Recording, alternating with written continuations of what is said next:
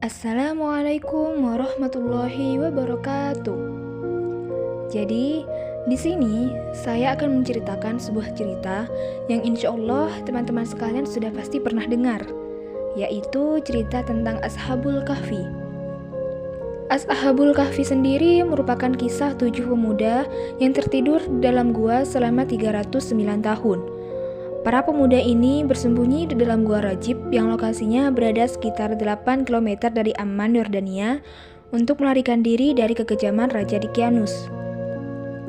Cerita tentang Ashabul Kahfi ini berawal dari sebuah negeri bernama Ephasus yang dipimpin oleh raja kejam dan penyembah berhala bernama Raja Dicyanus.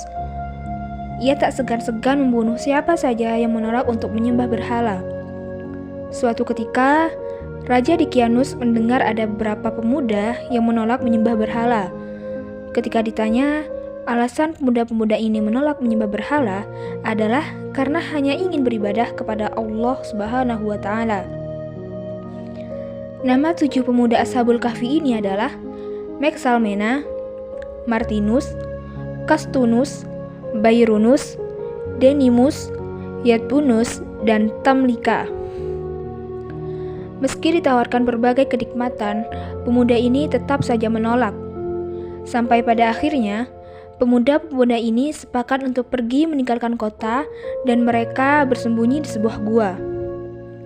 Di gua tersebut, para pemuda bisa dengan bebas beribadah kepada Allah Subhanahu wa Ta'ala dengan selalu berdoa untuk memohon perlindungan agar terhindar dari kekejaman tentara Dicyanus. Akhirnya, Allah menutup pendengaran dan penglihatan mereka, sehingga mereka tertidur dalam waktu yang lama, diperkirakan selama 309 tahun. Waktu terus berjalan, sampai akhirnya negeri Ephasus sudah beberapa kali berganti raja, dan Raja Dicyanus telah tiada. Allah pun membangunkan para pemuda tersebut. Ketika para pemuda terbangun, salah seorang pemuda bertanya, "Berapa lama kita tidur di sini?"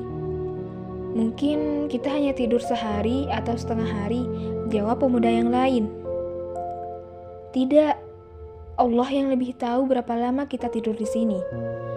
Begini saja, sebaiknya salah satu di antara kita keluar dari gua untuk membeli makanan dan memastikan bagaimana keadaan kota saat ini," ujar salah satu seorang pemuda. Akhirnya pemuda yang bernama Tamlika pergi ke kota. Dia berjalan dengan sembunyi-sembunyi karena takut ketahuan oleh prajurit Raja Dicyanus. Namun dia merasa heran karena melihat banyaknya orang yang sudah beriman. Keadaan kota pun sudah sangat berubah. Kemudian dia bertanya kepada salah satu penduduk yang ia temui untuk memastikan nama kota tersebut.